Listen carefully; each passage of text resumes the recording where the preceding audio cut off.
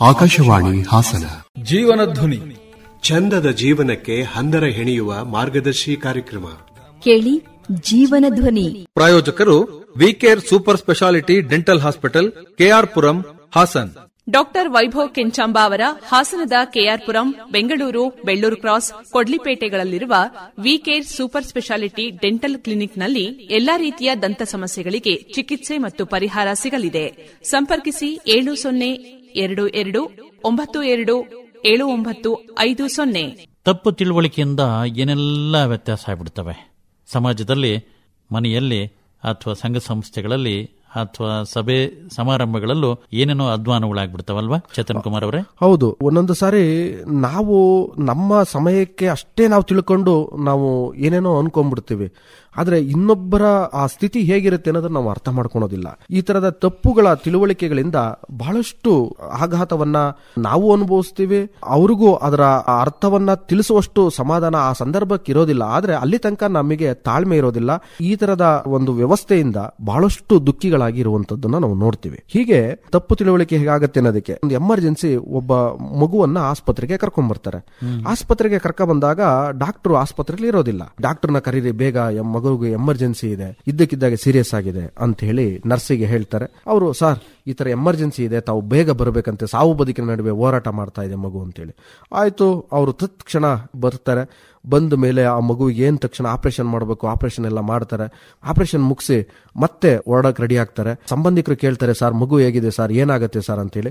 ಅವ್ರು ಅದಕ್ಕೆ ಏನು ಉತ್ತರ ಕೊಡದಲೆ ತತ್ಕ್ಷಣ ಮತ್ತೆ ಅವರು ಹೊರಟು ಬಿಡ್ತಾರೆ. ಹೊರಟ ಮೇಲೆ ಇವ್ರಿಗೆ ಇನ್ನೂ ಕೋಪ ಬರುತ್ತೆ ಇದ್ದಂತ ಸಂಬಂಧಿಕರು. ಅಲ್ಲ, ಈ ಡಾಕ್ಟರ್ ಎಂತ ಇವರು, ಏನೋ ಬಂದ್ರು, ಏನೋ ಕೇಳ್ತಾ ಇದೀವಿ, ಏನಾಗಿದೆ ಅಂತಂದ್ರೆ ಏನಕ್ಕೂ ಉತ್ತರ ಕೊಡದಲ್ಲೇ ಹೋಗ್ಬಿಟ್ರಲ್ಲ ಅಂತೇಳಿ ಬೇಜಾರದಲ್ಲಿ ನರ್ಸನ್ ಕೇಳ್ತಾರೆ, ಎಂತದಮ್ಮ ಇವರು ಡಾಕ್ಟ್ರು, ಒಂದು ಮಾತಾಡಿರೋ ಒಂದು ಮಾತಾಡಿಸ್ದಲ್ಲೇ ಏನಾಯ್ತು ಅಂತ ಹೇಳ್ದಲ್ಲೇ ಹೋಗ್ಬಿಟ್ರಲ್ಲ, ಇಂಥ ಡಾಕ್ಟರ್ಗಳಿಂದನೇ ಈ ತರ ಆಗ್ತಾ ಇರೋದು ಅನ್ನುವಂಥ ಮಾತುಗಳನ್ನ ಬಹಳ ಬೇರೆ ಬೇರೆ ರೀತಿ ಮಾತಾಡ್ತಾರೆ.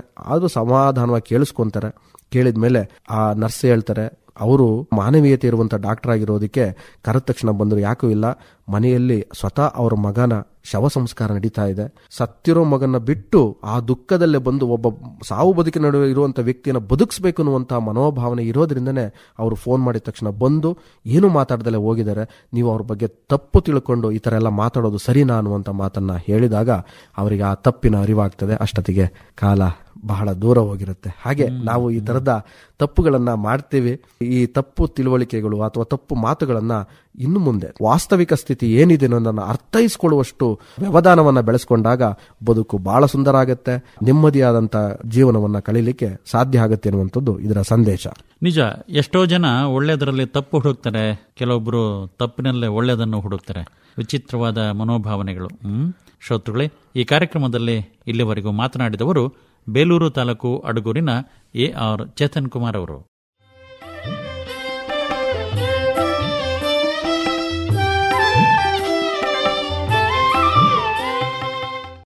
ಕೇಳುಗರೆ, ನಿಜವಾದ ಸಂತೋಷ ಎಲ್ಲಿದೆ ಅಂತ ಅನ್ಕೊಂಡು ನಾವು 10 ಜನಗಳನ್ನ ಕೇಳ್ತಾ ಚರ್ಚೆ ಮಾಡ್ತಾ ಹೋದ್ರೆ ಎಲ್ಲೆಲ್ಲೋ ಇದೆ ಅಂತ ಹೇಳ್ತಾರೆ.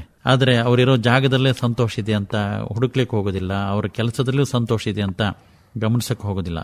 ಏನಂತ್ರಿ ಚೇತನ್ ಕುಮಾರ್ ಅವರೇ? ಹೌದು, ಬಹಳಷ್ಟು ಜನ ಇವತ್ತಿನ ದಿನಮಾನದಲ್ಲಿ ನಾವು ನೋಡ್ತಾ ಇರ್ತೀವಿ. ಏನಂತಂದ್ರೆ ಎಲ್ಲ ಸಿಕ್ಕಿದೆ, ಕೈಗೆಟುಕುವಂತಹ ಒಂದು ವ್ಯವಸ್ಥೆಯಲ್ಲಿ ಇವತ್ತು ವಸ್ತುಗಳು ಸಿಗ್ತವೆ. ಹಸಿವಾದ್ರೆ ಊಟ ಸಿಗುತ್ತೆ, ಅಥವಾ ಆಯಾಸ ಆದ್ರೆ ವಾಹನ ಸಿಗುತ್ತೆ, ಅಥವಾ ಬಾಯಾರಿಕೆ ಆದ್ರೆ ನೀರ್ ಸಿಗುತ್ತೆ. ಏನೇ ಕಷ್ಟ ಅಂದ್ರೂ ಸಹಾಯ ಮಾಡುವಂತ ಜನ ಸಿಗ್ತಾರೆ. ಎಲ್ಲಾ ತರದ್ದು ಇದೆ ಇವತ್ತಿನ ದಿನಮಾನದಲ್ಲಿ. ಒಂದು ಕಾಲಕ್ಕೆ ರಸ್ತೆನೇ ಇರಲಿಲ್ಲ, ನಮಗೆ ಬೇಕಾದಂತ ಒಂದು ವಾಹನದ ವ್ಯವಸ್ಥೆ ಇರಲಿಲ್ಲ, ಮನರಂಜನೆಗಾಗಿ ಬೇಕಾದಂತ ಇವತ್ತಿನಂಗೆ ಒಂದು ಟಿವಿ ಅಥವಾ ಬೇರೆ ತರದ ಯಾವುದೇ ವ್ಯವಸ್ಥೆ ಇಲ್ಲದಂತ ಜೀವನದಲ್ಲಿ ನೆಮ್ಮದಿಯಾಗಿ ಬದುಕ್ತಾ ಇದ್ರು. ಕೊರತೆಗಳಲ್ಲೇ ಎಷ್ಟೋ ಜನ ಸುಖವಾಗಿದ್ರು. ಈಗೆಲ್ಲ ಇದೆ, ಆದ್ರೆ ಸಂತೋಷ ಇಲ್ಲ, ನೆಮ್ಮದಿ ಇಲ್ಲ ಅಂತೇಳಿ. ಹೀಗೆ ಒಬ್ಬ ಸಿರಿವಂತ ಒಬ್ಬ ಸಂತನ ಹತ್ರ ಬರ್ತಾನೆ. ಅವನದು ಏನ್ ಸಮಸ್ಯೆ? ಎಲ್ಲ ಇದೆ ನನ್ನ ಹತ್ರ, ಆದ್ರೆ ನನಗೆ ಸಂತೋಷ ಇಲ್ಲ. ನೋಡಿ, ನನ್ನ ಬ್ಯಾಗ್ ತುಂಬಾ ದುಡ್ಡಿದೆ ಅಂತೇಳಿ ಆ ವ್ಯಕ್ತಿ ಹತ್ರ ತೋರಿಸ್ತಾನೆ.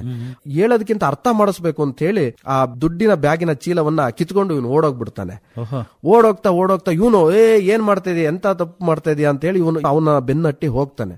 ಬೆನ್ನಟ್ಟಿ ಹೋದಾಗ ಒಂದು ದೂರದಲ್ಲಿ ಇವನು ಬರೋ ಮುಂಚೆನೆ ಒಂದು ಸ್ಥಳಕ್ಕೆ ಹೋಗಿ ಆ ಬ್ಯಾಗನ್ನ ಇಟ್ಟು ಒಂದು ಮರದ ಮರೆಯಲ್ಲಿ ನಿಂತ್ಕೊಂತಾನೆ. ನಿಂತ್ಕೊಂಡು ನೋಡೋಣ ಇವನು ಗಮನಿಸ್ತಾನೆ. ಗಮನಿಸಿದಾಗ ಬರ್ತಾನೆ. ಬಂದ ತಕ್ಷಣ ಬ್ಯಾಗ್ ನೋಡ್ತಾನೆ, ಒಂಥರ ಸಮಾಧಾನ ಅನ್ಸುತ್ತೆ. ಆದ್ಮೇಲೆ ಜಿಪ್ ತೆಗಿತಾನೆ, ಹಣ ಇರುತ್ತೆ, ಬಹಳ ಸಂತೋಷ ಅನ್ಸುತ್ತೆ. ಅಪ್ಪ ನಿಜವಾಗ್ಲೂ ಸಂತೋಷ ಆಯ್ತು ಅಂತ ಹೇಳ್ತಾನೆ.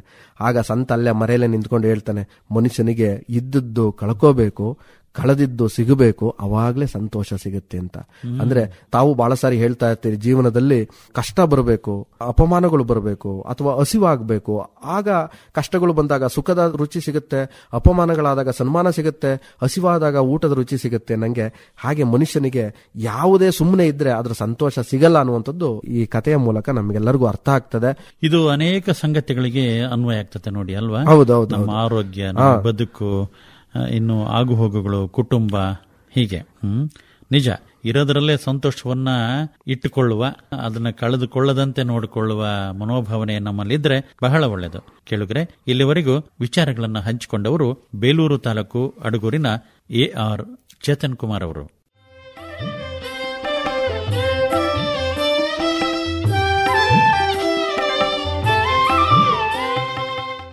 ಕೇಳುಗರೆ, ಇದ್ದ ಸುಖವನ್ನ ಬಿಟ್ಟು ಇನ್ನೇನೋ ಕಷ್ಟವನ್ನ ಸ್ವೀಕರಿಸಿಕೊಂಡು ಒದ್ದಾಡ್ತೀವಿ, ಪಶ್ಚಾತ್ತಾಪವನ್ನು ಪಡ್ತೀವಿ. ಏನ್ ಹೇಳ್ತಾರೆ ಆಲಿಸ್ಕೊಳ್ಳಿ. ಬೇಲೂರು ತಾಲೂಕು ಅಡಗೂರಿನ AR ಚೇತನ್ ಕುಮಾರ್ ಅವರು. ಕೆಲವು ಜನ ತನ್ನೊಳಗೆ ಏನೋ ಒಂದು ಅದ್ಭುತವಾದ ಶಕ್ತಿ ಇರುತ್ತೆ, ಅದನ್ನ ಬಿಟ್ಟು ನಾವು ಇಲ್ಲದನ್ನ ಹುಡುಕ್ತಾ ಹೋಗ್ತೀವಿ. ಆದ್ರೆ ನಮಗೆ ಪಶ್ಚಾತ್ತಾಪ ಆಗತ್ತೆ, ಎಲ್ಲ ಒಂದು ಕಡೆ ಬೇಜಾರ್ ಅನ್ಸುತ್ತೆ. ಎಲ್ಲೋ ಕೆಲವು ಜನ ಈ ಮಟ್ಟಕ್ಕೆಲ್ಲ ಆತ್ಮಹತ್ಯೆ ಮಾಡ್ಕೊಳ್ಳೋಕ್ಕೂ ಹೋಗಿರ್ತಾರೆ, ನನ್ನ ಹತ್ರ ಇದಿಲ್ಲ ಅನ್ನುವಂಥದ್ದು. ಇಷ್ಟು ಜೀವ ಸಂಕುಲ ಇದೆಯಲ್ಲ, ಅದರಲ್ಲೂ ಮನುಷ್ಯ ಇದಾರಲ್ಲ, ಹತ್ತತ್ರ ಒಂದು 700 ರಿಂದ 800 ಕೋಟಿ ಪ್ರಪಂಚದ ಈ ಭೂಮಿ ಮೇಲೆ ಇದ್ದಾರೆ. ಆ ಭೂಮಿ ಮೇಲೆ ಇರುವಂತ ಪ್ರತಿಯೊಬ್ಬ ವ್ಯಕ್ತಿನೂ ಒಂದೇ ತರ ಇಲ್ಲ. ಹೌದು, ಒಂದೇ ತರ ಕಣ್ಣಿಲ್ಲ, ಒಂದೇ ತರ ಮುಖ ಇಲ್ಲ, ಒಂದು ಚೂರಾರು ವ್ಯತ್ಯಾಸವನ್ನ ನಾವು ಕಾಣಬಹುದು. ಹಾಗಿದ್ಮೇಲೆ ದೇವರು ಪ್ರತಿಯೊಬ್ಬರಿಗೂ ಒಂದು ವಿಭಿನ್ನವಾದಂತ ಶಕ್ತಿಯನ್ನ ಕೊಟ್ಟಿರ್ತಾನೆ. ಅದನ್ನ ನಾವು ಸರಿಯಾಗಿ ಅರ್ಥ ಮಾಡಿಕೊಳ್ಳದೆ ನಮಗೆ ನಾವೇ ಪಶ್ಚಾತ್ತಾಪ ಪಡ್ಕೊಂಡು ನಮಗೆ ನಾವೇ ಎಲ್ಲ ಒಂದು ಕಡೆ ಕೀಳರಿಮೆಯನ್ನ ತಂದ್ಕೊಂಡು ನಾವು ದುಃಖಿಗಳಾಗೋದನ್ನ ನಾವು ಗಮನಿಸ್ತಾ ಇದೀವಿ. ಖಂಡಿತ ಹಾಗಿಲ್ಲ. ಇವತ್ತು ನಿಮಗೆ ಉದಾಹರಣೆಯನ್ನ ಹೇಳ್ಬೇಕು ಅಂದ್ರೆ ಪಂಚಾಕ್ಷರಿ ಗವಾಯಿಗಳು ಅಂತ ನೀವೆಲ್ಲ ಕೇಳಿದಿರಿ. ಅವ್ರೇನಾರು ಒಂದು ಕ್ಷಣ ಸಾಮಾನ್ಯ ಜನ ದುಃಖಿಗಳಾಗ ರೀತಿ ನನಗೆ ಕಣ್ಣೇ ಇಲ್ಲ ಅಂತ ಏನಾರು ದುಃಖ ಪಟ್ಟಿದ್ರೆ ಅಥವಾ ತಮಗೆ ತಾವು ಪಶ್ಚಾತ್ತಾಪ ಪಟ್ಟಿದ್ರೆ ಇವತ್ತು ಪಂಚಾಕ್ಷರಿ ಗವಾಯಿಗಳು ಅನ್ನೋದನ್ನ ನಾವು ನೆನಪು ಮಾಡ್ಕೊಂತ ಇರಲಿಲ್ಲ. ಇಷ್ಟೆಲ್ಲ ಸಂಗೀತ ಕ್ಷೇತ್ರದಲ್ಲಿ ಅಗಾಧವಾದಂತ ಬಹಳ ಜನ ಇವತ್ತು ರತ್ನಗಳು ನಮಗೆಲ್ಲ ಸಿಗ್ತಾ ಇದಾರಲ್ಲ, ನೋಡ್ತಾ ಇದೀವಲ್ಲ, ಅಂತ ರತ್ನಗಳನ್ನ ಸೃಷ್ಟಿ ಮಾಡೋದಕ್ಕೆ ಅಥವಾ ಅಂತ ರತ್ನಗಳನ್ನ ನಾವು ಕಾಣ್ಲಿಕ್ಕೆ ಸಾಧ್ಯ ಆಗ್ತಾ ಇರಲಿಲ್ಲ. ಅವತ್ತು ಅವರು ಒಂದು ಸಂಗೀತ ಕ್ಷೇತ್ರದಲ್ಲಿ ನನಗೆ ಕಣ್ಣಿಲ್ಲ ಅನ್ನುವಂತ ಕೊರಗನ್ನ ಬಿಟ್ಟು 10 ಜನಗಳ ಕಣ್ಣಿಲ್ದವರಿಗೆ ಕಣ್ಣಾದ್ರಲ್ಲ, ಇದು ನಿಜವಾದಂತ ಮನುಷ್ಯನಿಗೆ ಬೇಕಾದಂತದ್ದು. ಎಲ್ಲದೂ ಸಕಲ ಚೆನ್ನಾಗಿದ್ದು ಪಶ್ಚಾತ್ತಾಪ ಪಡ್ತೀವಿ ಅಂತಂದ್ರೆ ಇದಕ್ಕೆ ಯಾರು ಏನೂ ಮಾಡ್ಲಿಕ್ಕೆ ಸಾಧ್ಯ ಇಲ್ಲ. ಅದಕ್ಕೆ ನಾವು ಅರ್ಥ ಮಾಡ್ಕೊಳ್ಳೋಣ. ಇಂತಹ ಒಬ್ಬ ಪಂಚಾಕ್ಷರಿ ಗವಾಯಿಗಳನ್ನ ನಾವು ನೋಡ್ತೀವಿ. ಬ್ರೈನ್ ಲಿಪಿಯನ್ನ ತಂದು ಕಣ್ಣಿಲ್ದವರಿಗೆ ಬೆಳಕಾದಂತ ಒಬ್ಬ ಬ್ರೈನ್ ಲಿಪಿಯ ಸ್ಥಾಪಕರನ್ನ ನಾವು ನೆನಪು ಮಾಡ್ಕೊಂತೀವಿ. ಕಣ್ಣಿಲ್ದೆ ಹೋದಂತವ್ರು ಡಾಕ್ಟರ್ ಆದಂತದ್ದನ್ನು ನಾನು ನೋಡಿದ್ದೇನೆ. ನಮ್ಮಲ್ಲಿ ಇಲ್ಲ ಅನ್ನೋದು ಕೊರಗನ್ನ ಬಿಟ್ಟು ನಮ್ಮಲ್ಲಿ ಇರೋದೆಲ್ಲ ಏನೋ ಒಂದು ವಿಶೇಷತೆ ಇದೆ ಅನ್ನೋದನ್ನ ಕಂಡಾಗ ನಾವು ಸುಖಿಗಳಾಗಬಹುದು. ಜೀವನವನ್ನ ಒಂದು ವಿಶೇಷವಾಗಿ ವಿಭಿನ್ನವಾಗಿ ಕಳೆಯೋದಕ್ಕೆ ಸಾಧ್ಯ ಆಗತ್ತೆ ಅಂತ ಹೇಳ್ತಾ ಅದಕ್ಕೆ ಪಶ್ಚಾತ್ತಾಪ ಪಡಬೇಡಿ. ಇದ್ದಿದ್ರಲ್ಲಿ ಹೊಸಾದ ನಿಮ್ಮಲ್ಲಿ ಏನೋ ಒಂದು ಶಕ್ತಿ ಇದೆ, ಅದನ್ನ ಕಂಡಿಡ್ಕೊಳ್ಳಿ ಅನ್ನೋದಕ್ಕೆ ಈ ತರ ಒಂದು ಉದಾಹರಣೆಯನ್ನ ನಿಮಗೆ ತಿಳಿಸ್ತಾ ಇದ್ದೀನಿ. ನಮಸ್ಕಾರ. ನಿಜ, ಪ್ರತಿಯೊಬ್ಬರಲ್ಲಿನೂ ಅಗಾಧವಾದ ಶಕ್ತಿನೂ ಇದೆ, ಸಾಧಾರಣ ಅಲ್ಲ. ಅದನ್ನ ಬಳಕೆ ಮಾಡುವ ನಿಟ್ಟಿನಲ್ಲಿ ಯೋಚನೆ ಮಾಡ್ತಾ ಹೋಗಬೇಕು. ಇರುವ ಇತಿಮಿತಿಯಲ್ಲೂ ಸಂತೋಷ ಸಂತೃಪ್ತಿಯನ್ನ ಕಂಡುಕೊಳ್ಬೇಕು. ಶ್ರೋತೃಗಳೇ, ಕಾರ್ಯಕ್ರಮದಲ್ಲಿ ಭಾಗವಹಿಸಿದವರು ಬೇಲೂರು ತಾಲೂಕು ಅಡಗೂರಿನ AR ಚೇತನ್ ಕುಮಾರ್ ಅವರು. ಚೇತನ್ ಕುಮಾರ್ ಅವರು ಹಲವರಿಗೆ ಮಾರ್ಗದರ್ಶಕರು, ಯೋಗ ತರಬೇತುದಾರರು, ಆಹಾರ ತಜ್ಞರು. ಅವರ ಸಂಖ್ಯೆ ಹೀಗಿದೆ: 944 97 20 260 944 97 20 260.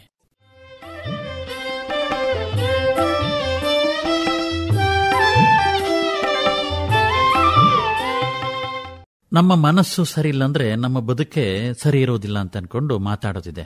ನಿಜ, ನಮ್ಮ ಆಲೋಚನೆಗಳು, ನಮ್ಮ ಆಹಾರದ ಸೇವನೆ, ನಮ್ಮ ಚಟುವಟಿಕೆಗಳು ಇವೆಲ್ಲವೂ ನಮ್ಮ ಬದುಕಿನ ದಾರಿಯನ್ನು ತೋರಿಸ್ತಾ ಹೋಗ್ತವೆ. ಏನಂತೀರಿ ಚೇತನ್ ಕುಮಾರ್ ಅವರು? ನಾವು ಎಲ್ಲಾ ಕಡೆನೂ ಗಮನಿಸ್ತಾ ಇರ್ತೀವಿ.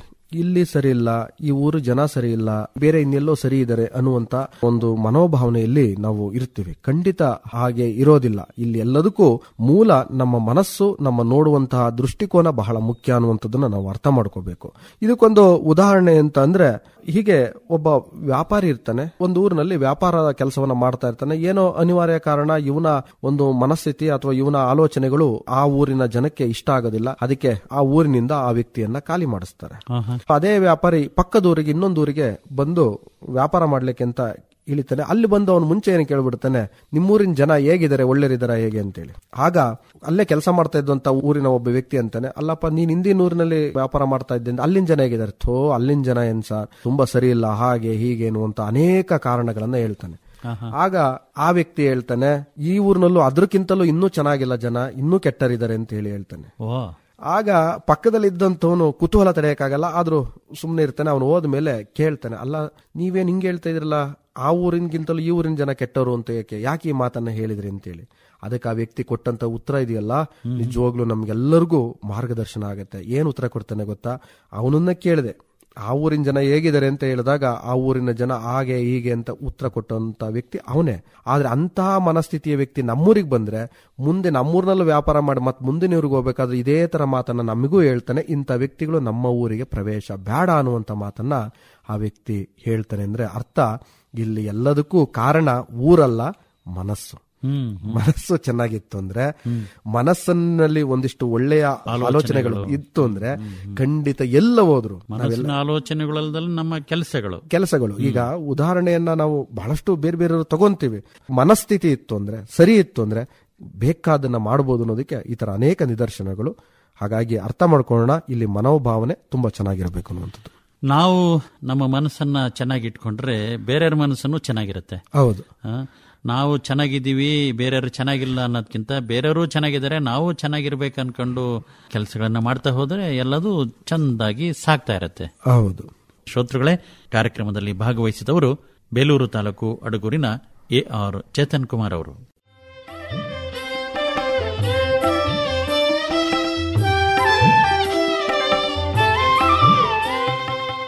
ನಮ್ಮ ಯಶಸ್ಸಿನ ಗುಟ್ಟು ಏನೇನೋ ಅಂತ ಅನ್ಕೊಂಡು ಎಷ್ಟೋ ಸಾರಿ ಯೋಚನೆ ಮಾಡ್ತೀವಿ.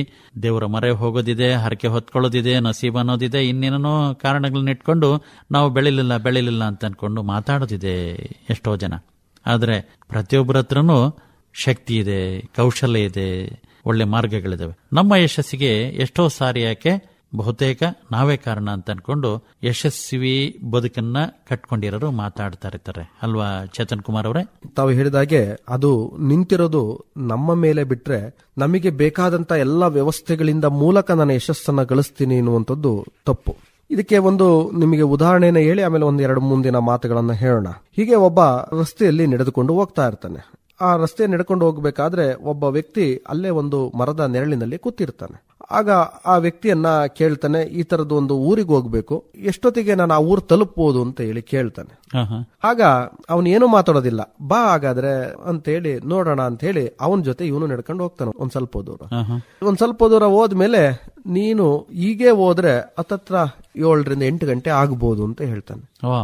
ಅವನಿಗೆ ಇನ್ನೂ ಕುತೂಹಲ ಆಗತ್ತೆ. ಅಲ್ಲ, ನಾನ್ ಕೇಳಿದ್ದು ಅಲ್ಲಿ ಹಿಂದೆ ಹತ್ತತ್ರ 2-3 ಕಿಲೋಮೀಟರ್ ಹಿಂದೆ.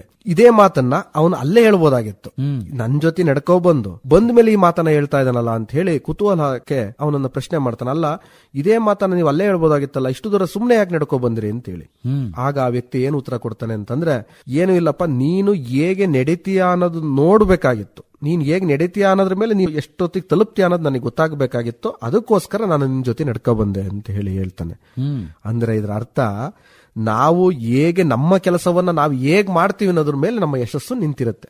ಅದನ್ನು ಬಿಟ್ಟು ಎಲ್ಲೋ ಹೋಗಿ ನೀವು ಹೇಳಿದಾಗೆ ದೇವರ ಮರೆ ಹೋಗಿಯೋ ಅಥವಾ ಇನ್ನೇನೋ ನಾವು ಮಾಡ್ಬಿಟ್ಟು ನಾನು ಯಶಸ್ವಿ ಆಗ್ತೀನಿ ಅನ್ನೋದಿದೆಯಲ್ಲ, ಅದು ಸಾಧ್ಯವಿಲ್ಲ. ನಾವು ಮಾಡುವ ಕೆಲಸ, ನಾವು ಯಾವ ರೀತಿ ನಮ್ಮ ಚಟುವಟಿಕೆಯಿಂದ ಇರ್ತೀವಿ, ನಮ್ಮ ಉತ್ಸಾಹ ಹೇಗಿರುತ್ತೆ, ಇವೆಲ್ಲವೂ ಸೇರಿ ನಮ್ಮ ಯಶಸ್ಸು ನಿಂತಿರುತ್ತೆ. ಅದನ್ನು ಬಿಟ್ಟು ಇನ್ನೇನೋ ಮಾಡ್ತೀವಿ ಅನ್ನುವಂಥದ್ದು ಸಾಧ್ಯ ಇಲ್ಲ.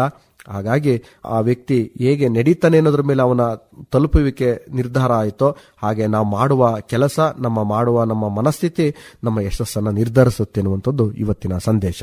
ಬರೀ ಇಟ್ಟಿಗೆಯಿಂದ ಮನೆ ಕಟ್ಟಕ್ಕಾಗಲ್ಲ. ಅಲ್ಲಿ ಮರಳು ಬೇಕು, ನೀರು ಬೇಕು, ಸಿಮೆಂಟು ಬೇಕು, ಜನನೂ ಬೇಕು. ಇನ್ನೂ ಏನೆಲ್ಲ ಬೇಕು ಅಲ್ವಾ? ಹೌದು. ಹಾಗೆ ಬದುಕಿನ ಯಶಸ್ಸಿಗೆ ಹತ್ತಾರು ಸಂಗತಿಗಳು ನೆರವಾಗ್ತವೆ, ಅವನ್ನೆಲ್ಲ ಬಳಕೆ ಮಾಡ್ಕೊಳ್ತಾ ಹೋಗ್ಬೇಕು. ಕೇಳುಗರೆ, ಇಲ್ಲಿವರೆಗೂ ಮಾತಾಡಿದವರು ಬೇಲೂರು ತಾಲೂಕು ಅಡಗೂರಿನ AR ಚೇತನ್ ಕುಮಾರ್ ಅವರು.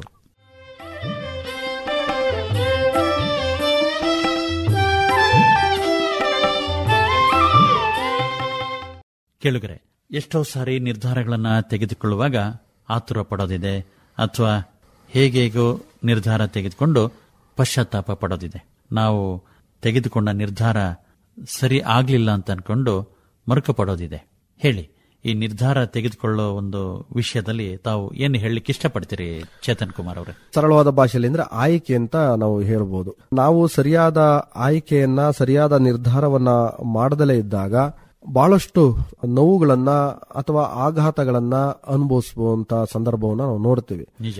ನಾವು ಅನೇಕ ಉದಾಹರಣೆಗಳನ್ನ ನಾವು ಗಮನಿಸ್ತಾ ಇರ್ತೀವಿ ಸುತ್ತಮುತ್ತ ನಮ್ಮ ನಡುವೆ ನಡೆಯುವಂತದ್ದು. ಹಿರಿಯರು ಒಂದು ಮಾತು ಹೇಳ್ತಾ ಇರ್ತಾರೆ, ನನ್ನ ಯುವಕನಿದ್ದಾಗ ಆವತ್ತಿನ ನಿರ್ಧಾರವನ್ನು ಸರಿಯಾಗಿ ಮಾಡದಲೇ ಇರುವಂತದ್ದು ಇವತ್ತಿನ ನನ್ನ ವಸ್ತುಸ್ಥಿತಿಗೆ ಕಾರಣ ಅನ್ನುವಂಥದ್ದನ್ನ. ಅಂತ ಮಾತುಗಳನ್ನು ಕೇಳೂ ಸಹ ನಾವೆಲ್ಲ ಒಂದು ಕಡೆ ಮತ್ತು ನಿರ್ಧಾರ ಮಾಡುವಂತ ಸಂದರ್ಭದಲ್ಲಿ ಅಥವಾ ಆಯ್ಕೆ ಮಾಡಿಕೊಳ್ಳುವಂತ ಸಂದರ್ಭದಲ್ಲಿ ಬಹಳಷ್ಟು ತಪ್ಪುಗಳನ್ನ ನಾವು ಮಾಡ್ತಾ ಇರ್ತೀವಿ. ಹಾಗಾಗಿ ಒಂದು ಒಳ್ಳೆಯ ನಿರ್ಧಾರ, ಒಂದು ಒಳ್ಳೆಯ ಆಯ್ಕೆ ಜೀವನದ ಒಂದು ಮೂಲ ಯಶಸ್ಸನ್ನ ಅಥವಾ ಒಂದು ಮೂಲ ಸ್ಥಿತಿಗೆ ನಮ್ಮನ್ನ ಕರ್ಕೊಂಡೋಗುತ್ತೆ. ಅಂತಹ ಒಂದು ನಿರ್ಧಾರದ ಆಯ್ಕೆಯನ್ನ ಸರಿಯಾದ ರೀತಿ ನಮ್ಮಲ್ಲಿರುವಂತ, ನಮ್ಮ ಒಳಗಿರುವಂತ ಅಂತಃಶಕ್ತಿಯನ್ನ ತಿಳ್ಕೊಂಡು ನಿರ್ಧಾರ ಮಾಡೋದು ಇದೆಯಲ್ಲ, ಅದು ಬಹಳ ಮುಖ್ಯವಾಗಿರುತ್ತೆ. ಅಂತಹ ನಿರ್ಧಾರವನ್ನ ಮಾಡಿದಂಥವರಲ್ಲಿ ಬಹಳಷ್ಟು ಜನಗಳನ್ನ ನಾವು ಗಮನಿಸ್ತೀವಿ. ಅವರನ್ನ ಇವತ್ತು ಸ್ಮರಿಸ್ತೀವಿ, ಅವರನ್ನ ಇವತ್ತು ನಾವು ಕೊಂಡಾಡ್ತೀವಿ. ಅವತ್ತು ಮಾಡಿದಂತಹ ಮಹಾತ್ಮ ಗಾಂಧೀಜಿಯವರ ಒಂದು ನಿರ್ಧಾರ, ಒಂದು ಆಯ್ಕೆ ಇವತ್ತು ಭಾರತ ದೇಶಕ್ಕೆ ಸ್ವತಂತ್ರವನ್ನು ತಂದುಕೊಡ್ತು. ಡಾಕ್ಟರ್ BR ಅಂಬೇಡ್ಕರ್ ಅವರ ಸಂವಿಧಾನವನ್ನು ಕೊಡಬೇಕು ಅಂತ ಒಂದು ನಿರ್ಧಾರದಿಂದ ಇವತ್ತಿಷ್ಟೆಲ್ಲ ಜನ ಈ ಭಾರತ ದೇಶದಲ್ಲಿ ಸುಖಿಯಾಗಿ ಬದುಕಲಿಕ್ಕೆ ಸಾಧ್ಯ ಆಗಿದೆ. ಹೀಗೆ ನಿಮಗೆ 10 ಹಲವು ಉದಾಹರಣೆಗಳನ್ನ ಕೊಡಬಹುದು. ಅವತ್ತಿನ ಒಂದೊಂದು ನಿರ್ಧಾರಗಳು, ಅವತ್ತು ಸರ್ದಾರ್ ವಲ್ಲಭಾಯ್ ಪಟೇಲ್ ರವರು ತೆಗೆದುಕೊಂಡಂತಹ ಇಡೀ ಎಲ್ಲಾ ದೇಶ ಒಗ್ಗೂಡಬೇಕು ಅನ್ನುವಂತ ಒಂದು ನಿರ್ಧಾರದಿಂದ ಈ ಭಾರತ ಅನ್ನುವಂತ ಒಂದು ದೇಶವಾಗಿ ಉಳಿಲಿಕ್ಕೆ ಸಾಧ್ಯ ಆಯಿತು. ನಮ್ಮ ಮನೆಗಳಲ್ಲಿರ್ಬೋದು ಅಥವಾ ಸಮಾಜದಲ್ಲಿರ್ಬೋದು ಅಥವಾ ಸಂಘ ಸಂಸ್ಥೆಗಳಲ್ಲಿರ್ಬೋದು ಒಂದೊಂದು ನಿರ್ಧಾರಗಳು ಕಠಿಣ ಅಂತ ಅನ್ಸಿದ್ರು ಅದರಿಂದ ಅನೇಕ ಅನುಕೂಲಗಳು ಸಮಾಜಕ್ಕೆ ಅಥವಾ ಸಂಘ ಸಂಸ್ಥೆಗೆ ಅಥವಾ ದೇಶಕ್ಕೆ ಅಥವಾ ವ್ಯವಸ್ಥೆಗೆ ಪೂರಕವಾಗಿರ್ತವೆ. ಅಂತಹ ನಿರ್ಧಾರಗಳನ್ನು ಸರಿಯಾದ ರೀತಿ ತೆಗೆದುಕೊಂಡ್ರೆ ಒಂದು ಉತ್ತಮವಾದಂತಹ ಬದುಕನ್ನು ಕಟ್ಕೊಳ್ಳಿಕ್ಕೆ ಸಾಧ್ಯ ಆಗತ್ತೆ. ಅಂತ ನಿರ್ಧಾರಗಳನ್ನ ನೀವು ಯಾವ ರೀತಿ ತಗೋಬೇಕು, ಯಾವ ರೀತಿ ತಗೊಂಡ್ರೆ ಜೀವನ ಸುಲಲಿತವಾದ ದಾರಿಯಲ್ಲಿ ನಡೆಯುತ್ತೆ ಅನ್ನುವಂಥದ್ದನ್ನ ನೀವು ಆಯ್ಕೆ ಮಾಡ್ಕೊಳ್ಳೋಣ. ಅಂತ ನಿರ್ಧಾರವನ್ನು ತೆಗೆದುಕೊಂಡು ಜೀವನವನ್ನ ನಡೆಸೋಣ ಅನ್ನುವಂಥದ್ದು ಇವತ್ತಿನ ಸಂದೇಶ. ಜೀವನದ ಯಶಸ್ಸಿಗೆ, ಸಮಾಜದ ಹಿತಕ್ಕೆ ಸದಾ ಸ್ಪಂದಿಸ್ತಾ ಇರಬೇಕು, ಸದಾ ಸಿದ್ಧತೆಗಳನ್ನು ಮಾಡ್ಕೊಂತ ಹೋಗ್ತಾ ಇರಬೇಕು. ಸಕಾರಾತ್ಮಕವಾಗಿ ಯೋಚನೆ ಮಾಡ್ಕೊಂತ ನಿರ್ಧಾರಗಳನ್ನ ತೆಗೆದುಕೊಳ್ತಾ ನಾವು ಸಾಕ್ತಾ ಹೋದ್ರೆ ಯಶಸ್ಸು ಏರ್ತಾ ಹೋಗ್ತದೆ ಅಲ್ವಾ? ಹೌದು. ಕೇಳುಗರೆ, ಇಲ್ಲಿವರೆಗೂ ಈ ಕಾರ್ಯಕ್ರಮದಲ್ಲಿ ಭಾಗವಹಿಸಿ ನಿಮ್ಮೊಂದಿಗೆ ಮಾತಾಡಿದವರು ಬೇಲೂರು ತಾಲೂಕು ಅಡಗೂರಿನ AR ಚೇತನ್ ಕುಮಾರ್ ಅವರು.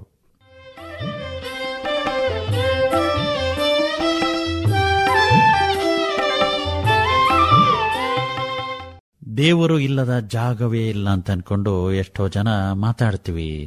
ದೇವಸ್ಥಾನಗಳಿಲ್ಲದ ಊರುಗಳೇ ಇಲ್ಲ. ದೇವರ ಬಗ್ಗೆ ಕೃತಜ್ಞತೆ ಇಟ್ಕೊಂಡಿರೋರು ತುಂಬಾ ಜನ ಇದ್ದಾರೆ, ಸ್ಮರಿಸ್ತಾ ಇರ್ತಾರೆ. ಆದರೆ ದೇವರು ಇಲ್ವೇ ಇಲ್ಲ ಅಂತ ಹೇಳೋರು ಇದ್ದಾರೆ. ಒಂದು ವಿಶೇಷವಾದ, ವಿಚಿತ್ರವಾದ ಸಮಾಜ ನಮ್ದು. ಸಮುದಾಯ ಮಧ್ಯದಲ್ಲಿ ಭಿನ್ನತೆಯನ್ನು ನಾವು ಕಾಣಬಹುದು. ಏನಂತೀರಿ ಚೇತನ್ ಕುಮಾರ್ ಅವರೇ? ಹೌದು. ಇಷ್ಟೆಲ್ಲ ಕೊಟ್ಟಿರುವಂತಹ ಇದರಿಂದ ಏನೋ ಒಂದು ಹೆಸರುಗಳು ನಾನಾ ತರ ಇರಬಹುದು. ಆದ್ರೆ ನಾವೆಲ್ಲ ಒಂದು ಕಡೆ ಇದರ ಸೃಷ್ಟಿಕರ್ತ ಅಂತೀವಿ, ಅಥವಾ ದೇವರು ಅಂತೀವಿ, ಅಥವಾ ಪರಮಾತ್ಮ ಅಂತೀವಿ. ಅನೇಕ ತರ ಹೇಳೋದನ್ನ ನಾವು ಕೇಳ್ತೀವಿ. ಆದ್ರೆ ಎಲ್ಲ ಕೊಟ್ಟಿರುವಂತಹ ಈ ಸೃಷ್ಟಿ ಬಗ್ಗೆ ಅಥವಾ ಈ ದೇವರ ಬಗ್ಗೆ ಒಂದು ಕೃತಜ್ಞತಾ ಭಾವವನ್ನ ನಾವು ಬೆಳೆಸ್ಕೋಬೇಕು ಅನ್ನುವಂಥದ್ದು. ಅದರಲ್ಲೂ ವಿಶೇಷವಾಗಿ ಇಂತಹ ಅದ್ಭುತವಾದಂತಹ ಶರೀರ ಕೊಟ್ಟಿದ್ದಾನಲ್ಲ, ಈ ತರದೊಂದು ತಯಾರು ಮಾಡಕ್ಕಾಗಲ್ಲ. ಸಣ್ಣ ಕಣ್ಣಿನ ಗುಡ್ಡೆಯಲ್ಲಿ ಇಡೀ ಪ್ರಪಂಚವನ್ನೇ ನೋಡ್ತೀವಿ.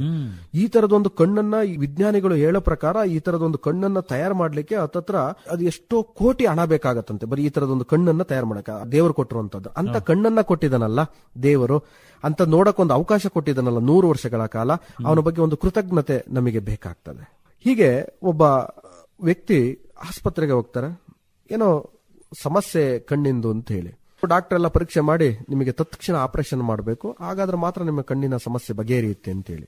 ಆಯ್ತು ಆಗ್ಲಿ ಅಂತೇಳಿ ಕಣ್ಣಿನ ಸಮಸ್ಯೆಗೆ ಅಡ್ಮಿಟ್ ಆಗ್ತಾರೆ. ಅವರ ಆಪರೇಷನ್ ಆಗುತ್ತೆ. ಆಪರೇಷನ್ ಆದ್ಮೇಲೆ 1-2-3 ದಿನ ಆಸ್ಪತ್ರೆಯಲ್ಲಿ ಇರ್ತಾರೆ. ಇದ್ಮೇಲೆ ಡಾಕ್ಟರ್ ಬರ್ತಾರೆ, ಎಲ್ಲ ಹೇಳಿ ಇನ್ನೇನು ಸಲಹೆ ಕೊಡಬೇಕು, ಕೊಟ್ಟು ನೀವು ಅದನ್ನ ಬಿಲ್ ಕಟ್ಟಿ ಹೋಗ್ಬೋದು ಅಂತೇಳಿ. ಬಿಲ್ ಕೊಟ್ಟ ತಕ್ಷಣ ಆ ಬಿಲ್ ಅನ್ನು ನೋಡಿ ಡಾಕ್ಟರ್ ಎದುರುಗಡೆ ಕಣ್ಣೀರ್ ಹಾಕ್ತಾರೆ, ಅಳಕ್ ಶುರು ಮಾಡ್ತಾರೆ. ಅಲ್ಲಪ್ಪ, ಕಣ್ಣು ಚೆನ್ನಾಗಾಯ್ತು, ದೃಷ್ಟಿ ಚೆನ್ನಾಗಾಯ್ತು, ಅವಾಗ ಕಷ್ಟ ಪಡ್ತಾ ಇದ್ದೆ, ಈಗ ಎಲ್ಲ ಚೆನ್ನಾಗ್ ಅನ್ಸಿದೆ, ಈಗ ಕಣ್ಣೀರ್ ಹಾಕ್ತಾ ಇದೆಯಲ್ಲ. ಆಗ ಅವ್ರು ಕೇಳ್ತಾರೆ, ಅಲ್ಲ ಸರ್, ನೀವೊಂದ್ ಸಣ್ಣ ಆಪರೇಷನ್ ಮಾಡಿದಕ್ಕೆ 40,000 ಬಿಲ್ ಮಾಡಿದಿರಿ. 40 ವರ್ಷಗಳ ಕಾಲ ಕಣ್ಣನ್ನ ನೋಡಕ್ ಚೆನ್ನಾಗಿ ದೃಷ್ಟಿ ಕೊಟ್ಟಿದ್ದಂತ ಈ ದೇವರಿಗೆ ಒಂದು ದಿನನೂ ಕೃತಜ್ಞತೆ ಹೇಳಿಲ್ವಲ್ಲ ಅಂತ ದುಃಖ ಪಡ್ತಾ ಇದ್ದೀನಿ ಸರ್ ಅಂತ. ನೋಡಿ, ಬರೀ ಒಂದು ಉದಾಹರಣೆ ನಾನು ನಿಮಗೆ ಹೇಳಿದ್ದು. ಎಲ್ಲ ಈ ಜೀವ ಸಂಕುಲ ಇಷ್ಟೆಲ್ಲ ಪ್ರಪಂಚ ನಡೀತಾ ಇದೆ. ಆಗಾಗ ಮಳೆ ಆಗತ್ತೆ, ಗಾಳಿ ಬರುತ್ತೆ, ಸೂರ್ಯ ಉದಯಿಸ್ತಾನೆ, ಮತ್ತೆ ಮಣ್ಣು ನಮಗೆ ಅನ್ನವನ್ನ ಬೆಳ್ಕೊಡುತ್ತೆ. ಇಷ್ಟೆಲ್ಲ ಕೊಡುವಂತವಕ್ಕೆ ಯಾವತ್ತಾರು ಒಂದು ದಿನ ನಾವು ಕೃತಜ್ಞರಾದ್ರೆ ಹೇಗಿರಬೇಡ ಜೀವನ, ಸುಖವಾಗಿರಬಹುದು, ನೆಮ್ಮದಿಯಾಗಿರಬಹುದು. ಅಥವಾ ಅದನ್ನ ವರ್ಣನೆ ಮಾಡ್ಲಿಕ್ಕೆ ಪದಗಳೇ ಸಾಲದಿಲ್ಲ. ಅದಕ್ಕೆ ನಾವು ಬೆಳಿಗ್ಗೆ ಎದ್ದಾಗ ನಮ್ಮ ಸಂಸ್ಕೃತಿಯಲ್ಲಿ, ನಮ್ಮ ವ್ಯವಸ್ಥೆಯಲ್ಲಿ ಬೆಳಿಗ್ಗೆ ಪ್ರಾರ್ಥನೆಯೊಂದಿಗೆ ಎಷ್ಟೋ ಜನ ಈ ಪ್ರಕೃತಿಗೆ ಅಥವಾ ಇದನ್ನೆಲ್ಲ ಸೃಷ್ಟಿ ಮಾಡಿರುವಂತವ್ರು ದೇವರಿಗೆ ಕೃತಜ್ಞತೆಯನ್ನು ಹೇಳೋದನ್ನ ನಾವು ಕೇಳ್ತೀವಿ, ಮಾಡ್ತಾ ಇದ್ವಿ. ಅಂತ ಕೃತಜ್ಞತಾ ಭಾವವನ್ನು ನಾವು ಮತ್ತೆ ಬೆಳೆಸ್ಕೊಳ್ಳೋಣ, ಮರಿಬಾರ್ದು. ಯಾಕೆಂದ್ರೆ ಇದರಿಂದ ಏನೋ ಒಂದು ಶಕ್ತಿ ಇದೆ ಅನ್ನೋದನ್ನ ಅರ್ಥ ಮಾಡ್ಕೋಬೇಕು. ನಿಜ, ಕಲ್ಲಿನಲ್ಲೂ ಮಣ್ಣಿನಲ್ಲೂ ಗಾಳಿಯಲ್ಲೂ ಬೆಳಕಿನಲ್ಲೂ ಶಕ್ತಿ ಇದೆ. ಆ ಕೃತಜ್ಞತಾ ಭಾವನೆ ನಮ್ಮಲ್ಲಿದ್ರೆ ಅದು ನಮ್ಮನ್ನು ಇನ್ನಷ್ಟು ಬೆಳೆಸುತ್ತೆ. ಕೇಳಿದ್ರೆ ಈ ಕಾರ್ಯಕ್ರಮದಲ್ಲಿ ಇಲ್ಲಿವರೆಗೂ ಮಾತನಾಡಿದವರು ಬೇಲೂರು ತಾಲೂಕು ಅಡಗೂರಿನ AR ಚೇತನ್ ಕುಮಾರ್ ಅವರು.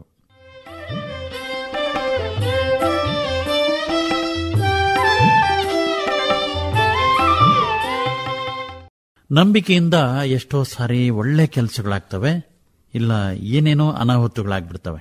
ನಂಬಿಕೆ ಅನ್ನೋ ಒಂದು ವಿಷಯದ ಬಗ್ಗೆ ನಾವು ಮಾತಾಡ್ತಾ ಹೋದ್ರೆ ಅದರ ಪರ ಮತ್ತು ವಿರೋಧದ ಸಂಗತಿಗಳನ್ನ ನಾವು ಕಾಣಬಹುದು. ಏನಂತೀರಿ ಚೇತನ್ ಕುಮಾರ್ ಅವರೇ? ಇವತ್ತು ಈ ಜಗತ್ತು ಅಥವಾ ಈ ಪ್ರಪಂಚ ನಡೀತಾ ಇರೋದೇ ನಂಬಿಕೆ ಮೇಲೆ.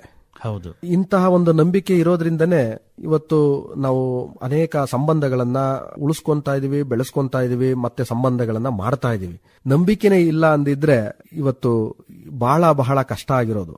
ಅಂತಹ ನಂಬಿಕೆಯನ್ನ ಇಟ್ಕೊಂಡಾಗ ಏನೆಲ್ಲ ಒಂದಿಷ್ಟು ತೊಂದರೆಗಳಿಗೆ ಸಿಲುಕಿದ್ರೂ ನಾವು ಬಚಾವಾಗಬಹುದು. ಅಂತಹ ಒಂದು ನಂಬಿಕೆ ಅಥವಾ ಆತ್ಮವಿಶ್ವಾಸ ತುಂಬುವಂತಹ ಒಂದೊಂದು ಸಂದರ್ಭಗಳು ನಮ್ಮನ್ನ ಎಂಥ ಕಷ್ಟದಿಂದನೂ ಸಹ ಪಾರ್ ಮಾಡ್ಬಿಡ್ತವೆ. ಅದಕ್ಕೆ ಒಂದು ಉದಾಹರಣೆ ಅಂತಂದ್ರೆ ನಂಬಿಕೆ ಬೀಚಿಯವರು ಹೇಳಿದಂತ ಒಂದು ಮಾತು. ಹೀಗೆ ಒಬ್ಬ ವ್ಯಕ್ತಿಗೆ ಏನ್ ಮಾಡಿದ್ರು ರಾತ್ರಿ ನಿದ್ದೆ ಬರ್ತಾ ಇರೋದಿಲ್ಲ. ಬಹಳಷ್ಟು ಕಡೆ ತೋರಿಸಿ ಸುಸ್ತಾಗಿ ಒಂದು ಸಾರಿ ಅವನ ಸ್ನೇಹಿತನ ಹತ್ರ ತನ್ನ ದುಃಖವನ್ನ ತೋಡ್ಕೊಂತಾನೆ. ನೋಡೋ, ಎಲ್ಲಾ ಕಡೆ ತೋರಿಸಿದೆ ಕಣಪ್ಪ, ಏನ್ ಮಾಡಿದ್ರು ರಾತ್ರಿ ಮಾತ್ರ ನಿದ್ದೆನೇ ಬರೋದಿಲ್ಲ, ಏನ್ ಮಾಡೋದು ಅಂತ ಹೇಳಿ ತನ್ನ ಸಮಸ್ಯೆಯನ್ನ ಅವನಿಗೆ ತಿಳಿಸ್ತಾನೆ. ಆಗ ಸ್ನೇಹಿತ, ನೋಡೋ, ಇಷ್ಟು ದಿನ ಹಿಂಗೆ ಇದೆಯಲ್ಲೋ, ಸುಮ್ನೆ ದುಃಖ ಪಟ್ಟಿದೆಯಲ್ಲೋ, ವ್ಯಥೆ ಪಟ್ಟಿದೆಯಲ್ಲೋ, ಇದು ಮಾತನ್ನ ಮುಂಚೆನೆ ಹೇಳಿದ್ರೆ ನಾನು ಅದಕ್ಕೊಂದು ಪರಿಹಾರ ಹೇಳ್ತಾ ಇದ್ನಲ್ವಾ ಅಂತ. ಏನ್ ಮಾಡ್ಬೇಕು ಹೇಳಿ ಈಗ? ಹೀಗೆ ಒಂದು ಸ್ಥಳದಲ್ಲಿ ಒಬ್ಬ ವ್ಯಕ್ತಿ ಇದ್ದಾರೆ. ಅವ್ರು ಏನಕ್ಕೆಲ್ಲ ಒಂದಿಷ್ಟು ಏನೇನೋ ಪರಿಹಾರಗಳನ್ನ ಕೊಡ್ತಾರೆ. ನಿನ್ ಸಮಸ್ಯೆಗೂ ಪರಿಹಾರ ಸಿಗ್ಬೋದು, ಹೋಗ್ಬಾ ಅವ್ರ ಹತ್ರ ಅಂತ ಹೇಳ್ತಾನೆ. ಒಂದೆಲ್ಲ ಒಂದ್ ಕಡೆ ಅವನಿಗೆ ನಂಬಿಕೆ ಬರ್ತದೆ. ಆಯ್ತು, ಹೋಗ್ತಾನೆ, ಅವನ ಸಮಸ್ಯೆಯನ್ನ ಹೇಳ್ಕೊಂತಾನೆ. ಅವ್ರು ಹೇಳ್ತಾನೆ, ನೋಡಪ್ಪ, ಇದನ್ನ ತಗೋ, ಇದನ್ನ ನುಂಗಿದ ತಕ್ಷಣದಲ್ಲಿ ನಿದ್ದೆ ಬರುತ್ತೆ ಅಂತೇಳಿ ಅದನ್ನ ಕೊಟ್ಟು ಕಳಿಸ್ತಾನೆ. ಆಗ ಇವನು ಹೋಗಿ ಅವ್ರ ಹತ್ರ ಏನ್ ತಗೊಂಡು ಬರ್ತಾನೆ. ತಗೊಂಡು ಬಂದು ರಾತ್ರಿ ಎಲ್ಲ ಊಟ ಮುಗಿಸಿ ಇನ್ನೇನು ಹಾಸಿಗೆ ಮೇಲೆ ಕುತ್ಕೊಂಡು ನುಂಗಬೇಕು ಮತ್ತು ಮಲಗಬೇಕು. ಅವನಿಗೆ ನುಂಗಕ್ಕಿಂತ ಮುಂಚೆ ಎಚ್ಚರ ಆಗುತ್ತೆ. ನುಂಗಿದ ತಕ್ಷಣನೇ ನಿದ್ದೆ ಬರುತ್ತೆ ಅಂತ ಬೇರೆ ಹೇಳಿದರೆ ಲೈಟ್ ಆಫ್ ಮಾಡೋರು ಯಾರು? ಮತ್ತೆ ಅದಕ್ಕೆ ಬೇಡಕ್ಕೆ ಬೇಡ, ಲೈಟ್ ಆಫ್ ಮಾಡ್ಬಿಟ್ಟು ಮಾತ್ರ ಅದೇನ್ ಕೊಟ್ಟಿದ್ನಲ್ಲ ಅದನ್ನ ನುಂಗ್ಬಿಟ್ಟು ಮಲ್ಕೊಂಬೋಣ ಅಂತ ಹೇಳಿ ನೀರು ಕುಡಿದು ಮಲ್ಕೊಂತಾನೆ. ಮಲಗಿದ್ರೆ ಅವನು ಅಷ್ಟು ವರ್ಷಗಳ ಏನು ವ್ಯಥೆ ಪಟ್ಟಿದ್ದ, ನಿದ್ದೆ ಇಲ್ಲ ಅನ್ನುವಂಥದ್ದು, ಆ ದಿನ ಬಹಳ ಗಾಢವಾದ ನಿದ್ದೆ ಬರುತ್ತೆ. ಆ ದಿನ ಅವನಿಗೆ ಬೆಳಿಗ್ಗೆ 8:30-9 ಗಂಟೆಗೆ ಎಚ್ಚರ ಆಗುತ್ತೆ. ಎಚ್ಚರ ಆಗಿ ಇನ್ನೇನು ಹಾಸಿಗೆಯಿಂದ ಎದ್ದು ಹಾಸಿಗೆ ಮೇಲೆನೆ ಎಡಬಲಕ್ಕೆ ದೇಹವನ್ನ ತಿರುಗಿಸ್ತಾನೆ, ಎಡಗಡೆ ತಿರುಗಿಸ್ತಾನೆ. ಮಾತ್ರೆ ಅಲ್ಲೇ ಬಿದ್ದಿದೆ, ಬಾಯೊಳಗೆ ಹೋಗೇ ಇಲ್ಲ. ಇವನಿಗೆ ಆಶ್ಚರ್ಯ ಆಗುತ್ತೆ. ಅಲ್ಲ, ಅವ್ರೇನೋ ಕೊಟ್ಟಿದ್ದನ್ನ ಒಳಿಕೆ ತಗೊಂಡಿಲ್ಲ, ಕತ್ಲೆಯಲ್ಲಿ ಸುಮ್ಮನೆ ಎಸ್ಕೊಂಡಿದ್ದೀನಿ, ಬಾಯಿಗೆ ಆಗೋಗಿದ್ದೀನಿ, ನೀರ್ ಕುಡಿದಿದ್ದೀನಿ, ಆದ್ರೆ ತಗೊಂಡೇ ಹೋದ್ರು ಇಷ್ಟು ಚೆನ್ನಾಗಿ ನಿದ್ದೆ ಬಂತಲ್ಲ, ಇನ್ ತಗೊಂಡಿದ್ರೆ ಎಷ್ಟು ಚೆನ್ನಾಗಿ ನಿದ್ದೆ ಬರೋದು ಅಂತ. ಆಗ ಬೀಚಿ ಅವ್ರು ಹೇಳಿದ್ದು, ಇಲ್ಲಿ ಅವ್ರು ಕೊಟ್ಟಂತದ್ದಲ್ಲ, ಅವನ ಸ್ನೇಹಿತ ಹೇಳಿದ ಮಾತಿನ ಮೇಲಿನ ನಂಬಿಕೆ, ಅವರು ಹೇಳಿದಂತ ಮಾತು ಇವನಿಗೆ ನಿದ್ದೆಯನ್ನ ಬರ್ಸಿತ್ತು. ನಂಬಿಕೆ ಎನ್ನುವಂಥದ್ದು ಯಾವ ರೀತಿ ಕೆಲಸ ಮಾಡುತ್ತೆ ಅನ್ನೋದಕ್ಕೆ ಬೀಚಿಯವರು ಒಂದು ಉದಾಹರಣೆಯನ್ನ ನಮಗೆ ಹೇಳ್ತಾರೆ. ನಂಬಿಕೆಗಳೇ ಇವತ್ತು ನಮ್ಮ ಈ ಜಗತ್ತನ್ನ, ಈ ಬದುಕನ್ನ, ಈ ಜೀವನವನ್ನ ಸುಂದರವಾಗಿ ಕಟ್ಟಿರೋದು, ಕಟ್ತಾ ಇರೋದು, ಮುಂದೆ ಕಟ್ಟಲಿಕ್ಕೂ ಈ ನಂಬಿಕೆನೇ ಇರುವಂತದ್ದು. ಅಂತ ನಂಬಿಕೆಯಿಂದ ನೀವು ಜೀವನವನ್ನು ನಡೆಸಿದ್ರೆ ಅದು ಸಾರ್ಥಕವಾದಂತ ಬದುಕು ಆಗತ್ತೆ ಎನ್ನುವಂಥದ್ದು ಇವತ್ತಿನ ಸಂದೇಶ. ಈ ಕಾರ್ಯಕ್ರಮದಲ್ಲಿ ಭಾಗವಹಿಸಿ ಮಾತಾಡಿದವರು ಬೇಲೂರು ತಾಲೂಕು ಅಡಗೂರಿನ AR ಚೇತನ್ ಕುಮಾರ್ ಅವರು.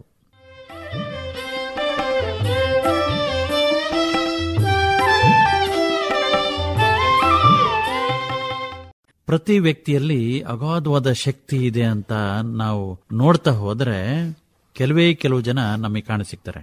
ಇನ್ನು ಉಳಿದವರಲ್ಲಿ ಶಕ್ತಿನೇ ಇಲ್ವಾ, ಆಸಕ್ತಿನೇ ಇಲ್ವಾ ಅಂತ ಅನಿಸುತ್ತೆ. ಯಾಕೆ ಈ ಜನ ಹೀಗಿದ್ದಾರೆ ಅಂತ ಅನ್ಕೊಂಡು ನಾವು ಒಂದ್ ರೀತಿಯಲ್ಲಿ ಚಿಂತೆ ಮಾಡ್ತೀವಿ. ಏನಂತೀರಿ ಚೇತನ್ ಕುಮಾರ್ ಅವರೇ? ಹೌದು, ನಮ್ಮಲ್ಲಿ ಪ್ರತಿಯೊಂದರಲ್ಲೂ ಒಂದು ಅಗಾಧವಾದ ಶಕ್ತಿಯನ್ನ ನಾವು ಕಾಣಬಹುದು. ಈ ಭೂಮಿ ಮೇಲೆ ದೊಡ್ಡ ದೊಡ್ಡ ಚಿಂತಕರು, ಮಹಾತ್ಮರು ಅಥವಾ ವಿಜ್ಞಾನಿಗಳು ಎಲ್ಲಾ ತರದವರು ಆಗಿ ಹೋದ್ರು. ಅವರೆಲ್ಲರೂ ಸಾಮಾನ್ಯರೇನೆ. ಆದ್ರೆ ಅವರು ಕೊಟ್ಟಂತ ಒಂದೊಂದು ಕೊಡುಗೆಗಳಿದಾವಲ್ಲ, ನಾವು ಬಹಳ ಜನನ ಸುಮ್ಮನೆ ಸೂಕ್ಷ್ಮವಾಗಿ ಗಮನಿಸಿದಾಗ ಆರ್ಯಭಟನನ್ನ ನೋಡ್ತೀವಿ, ಸುಶ್ರುತನನ್ನ ಗಮನಿಸ್ತೀವಿ, ಹೀಗೆ ಬಹಳಷ್ಟು ಜನಗಳನ್ನ ನಾವು ಗಮನಿಸ್ತೀವಿ. ಅವರೆಲ್ಲ ಸಾಮಾನ್ಯ ಇದ್ದಂತ ವ್ಯಕ್ತಿಗಳು ತಮ್ಮಲ್ಲಿ ಅಗಾಧವಾದ ಶಕ್ತಿ ಇದೆ ಅನ್ನೋದನ್ನ ಕಂಡಿಡ್ಕೊಳಕ್ ಹೋಗ್ಲಿಲ್ಲ ಅವರು. ಇಲ್ಲಿ ಏನಾದ್ರೂ ಒಂದು ವಿಸ್ಮಯಗಳು ಈ ಪ್ರಪಂಚದಲ್ಲಿ ನಡೀತಾ ಇದಾವಲ್ಲ, ಇದರಿಂದ ಏನೋ ಒಂದು ಶಕ್ತಿ ಇದೆ ಅನ್ನೋದನ್ನ ಜಗತ್ತಿಗೆ ಪರಿಚಯಿಸೋದಕ್ಕೆ ಮಗ್ನರಾದ್ರು ಅಷ್ಟೇ, ಇನ್ನೇನು ವಿಶೇಷ ಇಲ್ಲ. ಇಲ್ಲಿ ಏನೋ ಒಂದು ಇದೆ, ಇದರಿಂದ ಯಾವ್ದೋ ಒಂದು ಶಕ್ತಿ ಇರಬೇಕಲ್ಲ. ಏನೇ ಒಂದು ವಸ್ತುನ ಮೇಲೆಸ್ತ್ರೆ ಕೆಳಕ್ಕೆ ಬೀಳುತ್ತೆ ಅಂದ್ರೆ ಈ ಭೂಮಿಗೆ ಏನೋ ಒಂದು ಶಕ್ತಿ ಇದೆ ಅಂತ ಅರ್ಥ ಆಯ್ತು. ಹಗಲು ರಾತ್ರಿ ಆಗತ್ತೆ ಅಂದ್ಮೇಲೆ ಈ ಭೂಮಿ ಏನೋ ಒಂದು ನಡೀತಾ ಇದೆ ಅಂತ ಅದನ್ನ ತಿಳಿಸಿದ್ರು. ಈ ಮಣ್ಣಿನಲ್ಲಿ ಏನೋ ಒಂದು ಗುಣ ಇದೆ, ಜೀವ ಇದೆ ಅನ್ನೋದನ್ನ ಅರ್ಥ ಮಾಡಿಸಿದ್ರು. ಅಂತ ಮಗ್ನತೆ ನಮ್ಮಲ್ಲೂ ಬಂತು ಅಂದಾಗ ನಮ್ಮಲ್ಲಿರುವಂತಹ ಅಗಾಧವಾದ ಶಕ್ತಿ ಅವಾಗ ಹೊರಹೊಮ್ಮುತ್ತೆ ಅಷ್ಟೇನೆ. ಅಂತ ಮಗ್ನತೆಯಿಂದನೇ ಇವತ್ತು ನಮ್ಮ ಸಮಾಜಕ್ಕೆ, ನಮ್ಮ ನಾಡಿಗೆ ಅಥವಾ ಈ ಜಗತ್ತಿಗೆ ಬಹಳಷ್ಟು ಬೆಳಕುಗಳನ್ನ ಕೊಟ್ಟಿರುವಂತವ್ರು. ಅದನ್ನ ನಾವು ಅರ್ಥ ಮಾಡ್ಕೋಬೇಕು. ಜೋಗ್ ಫಾಲ್ಸಿಗೆಲ್ಲ ಬಹಳ ಜನ ಹೋಗಿದ್ದಾರೆ. ಇಷ್ಟು ಎತ್ತರದಿಂದ ನೀರು ಬೀಳುತ್ತಲ್ಲ, ಇದರಿಂದ ಏನಾರು ಒಂದು ಮಾಡಬಹುದು ಅಂತ ಯಾರಿಗೂ ಅರ್ಥನೇ ಆಗಿರಲಿಲ್ಲ. ಆದ್ರೆ ಸರ್ ಎಂ ವಿಶ್ವೇಶ್ವರಯ್ಯನವರು ಹೋದ್ರು, ಈ ತರ ಸುಮ್ಮನೆ ನೀರು ವ್ಯರ್ಥ ಆಗ್ತಾ ಇದೆಯಲ್ಲ, ಇದನ್ನ ಬಳಸ್ಕೊಂಡು ಏನಾರು ಮಾಡಬಹುದಲ್ಲ ಅಂತ ಅನ್ಕೊಂಡ್ರು. ಈ ನೀರಿನಿಂದ ವಿದ್ಯುತ್ ಅನ್ನ ತಯಾರು ಮಾಡಬಹುದು ಅನ್ನೋದನ್ನ ತಿಳಿಸಿದ್ರು, ಅದನ್ನ ಮಾಡಿದ್ರು. ನೀರಿನಲ್ಲೂ ವಿದ್ಯುತ್ ತೆಗೆಯಬಹುದು ಅನ್ನೋದನ್ನ ಪರಿಚಯಿಸಿದಂತರು ಸರ್ ಎಂ ವಿಶ್ವೇಶ್ವರಯ್ಯನವರು. ಅದಕ್ಕೆ ಅವರಿಗೆ ಭಾರತ ರತ್ನ. ಅಂತಹ ಒಂದು ವ್ಯಕ್ತಿತ್ವ, ಅಂತಹ ಒಂದು ಶಕ್ತಿ ನಮ್ಮಲ್ಲೂ ಇದೆ, ಕೇಳುಗರಲ್ಲೂ ಇದೆ, ಇನ್ನೊಬ್ರಿಗೆ ಕೇಳಿಸೋರಲ್ಲೂ ಇದೆ. ಅದನ್ನ ಸೂಕ್ಷ್ಮವಾಗಿ ನಾವು ತಿಳ್ಕೊಂಡು ಅರ್ಥೈಸ್ಕೊಂಡು ನಾವು ಮಾಡಿದ್ದೇ ಆದ್ರೆ ನಾವು ಇರೋ ಕ್ಷೇತ್ರದಲ್ಲೇ, ಇರೋ ಜಾಗದಲ್ಲೇ, ಇರೋ ಸ್ಥಳದಲ್ಲೇ, ಮಾಡುವ ಕೆಲಸದಲ್ಲೇ ವಿಭಿನ್ನವಾಗಿ ಮಾಡಿ ನಮ್ಮ ಶಕ್ತಿಯನ್ನ ಸಮಾಜಕ್ಕೆ, ನಾಡಿಗೆ ಪರಿಚಯಿಸಬಹುದು ಅನ್ನುವಂಥದಕ್ಕೆ ಇದೊಂದು ಉದಾಹರಣೆ. ನಿಜ, ಸಮಾಧಾನವಾಗಿ ನಮ್ಮ ಕೆಲಸಗಳಲ್ಲಿ ಅರ್ಥಪೂರ್ಣವಾಗಿ ಸಾಗ್ತಾ ಹೋದ್ರೆ ಅದೇ ದೊಡ್ಡ ಶಕ್ತಿ. ನಮ್ಮ ಇತಿಮಿತಿಗಳನ್ನು ತಿಳಿದುಕೊಂಡು ನಮ್ಮ ಕೆಲಸಗಳನ್ನ ಶ್ರದ್ಧೆಯಿಂದ ಮಾಡೋದಿದೆಯಲ್ಲ, ಅದು ಮತ್ತೊಂದು ಶಕ್ತಿ. ಆ ಶಕ್ತಿಯನ್ನ ಬಳಸ್ಕಂತ ಬೆಳವಣಿಗೆ ಆಗದೆ ಒಂದು ವಿಶೇಷತೆ. ತಾವು ಈ ಕಾರ್ಯಕ್ರಮದಲ್ಲಿ ವಿಷಯಗಳನ್ನ ಹಂಚಿಕೊಂಡ್ರೆ ತಮಗೆ ಧನ್ಯವಾದಗಳು. ನಮಸ್ಕಾರ. ನಮಸ್ಕಾರ. ಕೇಳುಗರೆ, ಈ ಕಾರ್ಯಕ್ರಮದಲ್ಲಿ ಭಾಗವಹಿಸಿದವರು ಬೇಲೂರು ತಾಲೂಕು ಅಡಗೂರಿನ AR ಚೇತನ್ ಕುಮಾರ್ ಅವರು.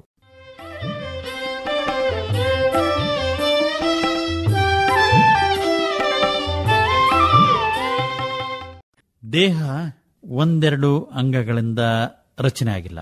ನೆತ್ತಿಯಿಂದ ಹಿಡಿದು ಪಾದದವರೆಗೆ ನೋಡೋದಾದ್ರೆ 100 ಅಂಗಗಳು, 100 ಭಾಗಗಳು ನಮಗೆ ಕಾಣಸಿಗ್ತವೆ ಅಲ್ವಾ ಚೇತನ್ ಕುಮಾರ್ ಅವರೇ? ಹೌದು. ಶರಣರು 12ನೇ ಶತಮಾನದಲ್ಲೇ ಒಂದು ವಚನವನ್ನ ಹೇಳಿದ್ದಾರೆ, ಅಲ್ಲಮ್ಮ ಪ್ರಭುಗಳು. ತುಂಬಾ ಚೆನ್ನಾಗಿದೆ. ದೇಹವೆಂಬುದು ತುಂಬಿದ ಬಂಡಿ ಕಂಡಯ್ಯ, ಕಾಲುಗಳೆರಡು ಗಾಲಿ ಕಂಡಯ್ಯ, ಇದನ್ನು ಒಡೆಯುವವರು 5 ಮಾನಿಸಾರು, ಒಬ್ಬರಿಗೊಬ್ಬರು ಸಮವಿಲ್ಲವಯ್ಯ, ಇದರ ಇಚ್ಛೆಯನ್ನು ಅರಿತು ಒಡೆಯದಿದ್ದರೆ ಅದರ ಅಚ್ಚು ಮುರಿಯುತ್ತ ಕಾಣ ಗುಹೇಶ್ವರ ಅಂತ ಹೇಳಿ ಅಲ್ಲಮ್ಮ ಪ್ರಭುಗಳು ಆ ದಿನನೇ ಹೇಳಿದರೆ. ಅಷ್ಟು ಅದ್ಭುತವಾದಂತ ಈ ದೇಹ, ಈ ದೇಹವನ್ನ ಸರಿಯಾದ ರೀತಿ ಬಳಸ್ಕೊಂಡಾಗ, ಸರಿಯಾದ ರೀತಿ ಉಪಯೋಗಿಸ್ಕೊಂಡಾಗ ಏನೆಲ್ಲ ಮಾಡಬಹುದು ಅನ್ನೋದನ್ನ ಸರಿಯಾಗಿ ಅರ್ಥ ಮಾಡ್ಕೋಬೇಕು. ಇದನ್ನ ಸರಿಯಾಗಿ ಕೆಲವು ಜನಕ್ಕೆ ಬಳಸ್ಕೊಳ್ಳಿಕ್ ಬರದಲೇ ಇದ್ದಿದ್ದಕ್ಕೇನೆ ಬಹಳ ಜನ ಅನೇಕ ತೊಂದರೆಗಳು, ತಾಪತ್ರಯಗಳು ಅಥವಾ ತಮ್ಮಿಗೆ ತಾವೇ ನೋವುಗಳನ್ನ ಅನುಭವಿಸ್ತಾ ಇರೋದನ್ನ ನಾವು ನೋಡ್ತೀವಿ. ಅದರಲ್ಲೂ ಆಳವಾಗಿ ಹೋಗೋದು ಬೇಡ. ದೇಹ ನೋಡಿ ಎಷ್ಟು ವಿಶೇಷ ಅಂದ್ರೆ, ದೇವರು 2 ಕೈ ಕೊಟ್ಟಿದ್ದಾನೆ, 2 ಕಣ್ಣು ಕೊಟ್ಟಿದ್ದಾನೆ, 2 ಕಿವಿ ಕೊಟ್ಟಿದ್ದಾನೆ, 2 ಮೂಗು ಕೊಟ್ಟಿದ್ದಾನೆ, ಎಲ್ಲ ಇದೆ. ಆದ್ರೆ ಇದ್ರ ಹಿಂದೆ ಒಂದೇ ಒಂದು ಮಾತ್ರ ಇಲ್ಲಿ ಕೊಟ್ಟಿರುವಂತದ್ದು, ಬಾಯಿ ಮಾತ್ರ 2 ಕೊಟ್ಟಿಲ್ಲ, ಒಂದೇ ಕೊಟ್ಟಿದ್ದಾನೆ. ಇದು ಬಹಳ ವಿಶೇಷ. ಹಾಗಾಗಿ ಅದಕ್ಕೆ ಒಂದು ಮಾತಿದೆ, ಕೈಗಳೆರಡು ಬಾಯಿ ತಾನೊಂದು, ಏನಿದರ ಅರ್ಥ? ಆಗ ಅದರ ಅರ್ಥವನ್ನ ಒಬ್ಬ ತಿಳಿದಂತವ್ರು ಹೇಳ್ತಾರೆ, 2 ಕೈಯಿಂದ ದುಡಿ, 2 ಪಟ್ಟು ದುಡಿ, 1 ಪಟ್ಟು ತಿನ್ನು. ಕಣ್ಣುಗಳೆರಡು ಆದ್ರೆ ಬಾಯಿ ತಾನೊಂದು, ಇದರ ಅರ್ಥ ಏನು? 2 ಕಣ್ಣಿನಿಂದ ನೋಡು, ನೋಡಿದ್ದನ್ನೆಲ್ಲ ಬಾಯಿಂದ ಎಲ್ಲದನ್ನು ಹೇಳಕ್ ಹೋಗ್ಬೇಡ, ನೋಡಿದ್ರಲ್ಲಿ ಒಂದ್ ಸ್ವಲ್ಪ ಕಡಿಮೆ ಹೇಳು. ಕಿವಿ ತಾನೆರಡು ಬಾಯಿ ತಾನೊಂದು, ಏನಿದರ ಅರ್ಥ? 2 ಕಿವಿಯಿಂದ ಕೇಳ್ಕೊ, ಕೇಳಿದ್ರಲ್ಲಿ ಒಂದು ಅರ್ಧವನ್ನ ಇನ್ನೊಬ್ರಿಗೆ ಹೇಳು, ಇನ್ ಬಾಕಿದನ್ನ ನೀನು ಇಟ್ಕೋ. ನೀನು ಕೇಳಿದ್ದನ್ನ, ಕಂಡಿದ್ದನ್ನ, ಮಾಡಿದ್ದನ್ನ ಎಲ್ಲವನ್ನು ಎರಡೂ ಕೈಲಿ ದುಡಿತೀನಿ ಅಂತ ಎರಡೂ ಕೈಲಿ ತಿನ್ನಕ್ ಹೋದ್ರೆ ಆರೋಗ್ಯ ಕೆಡುತ್ತೆ. ಎರಡೂ ಕಣ್ಣಿನಿಂದ ನೋಡಿದೀನಿ ಅಂತ ಹೇಳಿ ನೀನು ಅದನ್ನೇ ನೀನು ಮತ್ತೆ ಮಾತಾಡಕ್ ಹೋದ್ರೆ ಅದು ಸಮಸ್ಯೆ ಆಗತ್ತೆ. ಎರಡೂ ಕಿವಿಗಳಿಂದ ಕೇಳಿದೀನಿ ಅಂತ ಹೇಳಿ ಕೇಳಿದ್ದನ್ನೇ ಮತ್ತೆ ಅದನ್ನ ಪ್ರಚಾರ ಮಾಡಕ್ ಹೋದ್ರೆ ಅದರಿಂದನೂ ಸಮಸ್ಯೆ ಆಗತ್ತೆ. 2 ಪಟ್ಟು ಕೇಳಬೇಕು, 1 ಪಟ್ಟು ಮಾಡಬೇಕು. 2 ಪಟ್ಟು ನೋಡಬೇಕು, 1 ಪಟ್ಟು ಏನ್ ಮಾಡಬೇಕು ಅದನ್ನ ಮಾಡಬೇಕು. ಎರಡೂ ಕೈಯಿಂದ ಶ್ರಮ ಪಡು, ತಿನ್ನೋದ್ರಲ್ಲಿ ಅರ್ಧವನ್ನ ತಿಂದು ಆರೋಗ್ಯವಾಗಿರ್ಲಿಕ್ಕೆ ಸಾಧ್ಯ ಆಗತ್ತೆ. ಇದು ಅದರ ಅರ್ಥ. ಈ ಸೂಕ್ಷ್ಮತೆಯನ್ನು ಅರ್ಥ ಮಾಡ್ಕೊಂಡ್ರೆ ಸಾಕು. ಏನೆಲ್ಲ ನಾವು ಅಗಾಧವಾದಂತ ನಮ್ಮ ಶರೀರದಲ್ಲೇ ಅಥವಾ ನಮ್ಮಲ್ಲಿ ನಾವು ಬದಲಾವಣೆಯನ್ನು ತಂದ್ಕೋಬಹುದು ಅನ್ನೋದಕ್ಕೆ ಇದೊಂದು ನಿದರ್ಶನ. ಈ ತರ ವೈಶಿಷ್ಟ್ಯತೆಗಳು ನಮ್ಮ ಶರೀರದಲ್ಲಿ ಇದೆ. ಅದನ್ನ ಅರ್ಥ ಮಾಡಿಕೊಂಡು ಅದನ್ನ ಸರಿಯಾದ ರೀತಿ ಉಪಯೋಗಿಸ್ಕೊಂಡು ನೀವು ಜೀವನವನ್ನ ನಡೆಸೋಣ. ಅರ್ಥ ಆಯ್ತಲ್ಲ? ಕೈ ತಾನೆರಡು, ಬಾಯಿ ತಾನೊಂದು, ನೋಟಗಳೆರಡು, ಬಾಯಿ ಒಂದು, ಕೇಳುವ ಕಿವಿ 2, ಬಾಯಿ 1, ಹೀಗೆ ಇದೆ.